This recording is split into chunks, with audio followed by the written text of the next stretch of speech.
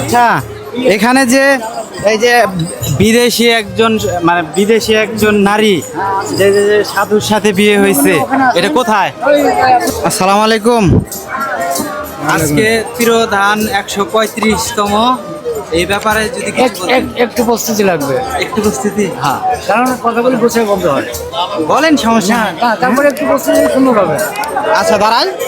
আমি বলছি একটু প্রস্তুতির সাথে কথা বলা। না, দাঁড়াই, প্রস্তুতি নেন। আমি দাঁড়াই, আপনি প্রস্তুতি নেন। আপনি প্রশ্ন কি বলছেন?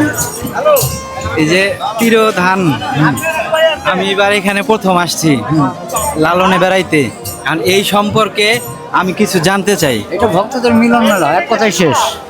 এটা কয়দিন চলবে? 3 দিন।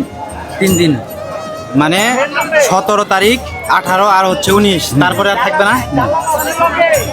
মানে এটা প্রতি বছরেই এই 17 তারিখই হয়। এই সাথে রাত্রে গান বাজনা শুরু হবে কখন? বাইরে স্টেজ আছে। ওই সাইডে না, ওই সাইডে গান বাজনা চলতেছে এখন। আপনি কি এখানেই থাকেন নাকি অন্য কোনো জায়গা থেকে আসছেন? আমার অন্য জায়গা থেকে আসছি, নওগাঁ থেকে। নওগাঁ। আপনি? আমি ঢাকা মিরপুরতে আসছি। মিরপুর। জি। আপনি?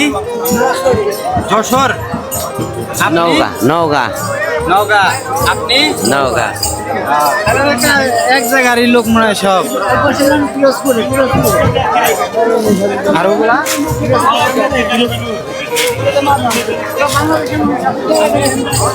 আচ্ছা, এখানে যে এই যে বিদেশি একজন নারী যে সাধুর সাথে বিয়ে হয়েছে, এটা কোথায়?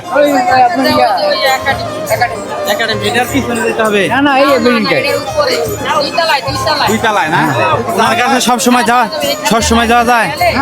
আপনার মনে করেন সিঁড়ি আছে, সিঁড়িটা উঠে যাবেন। আচ্ছা, ধন্যবাদ। আসসালামু আলাইকুম।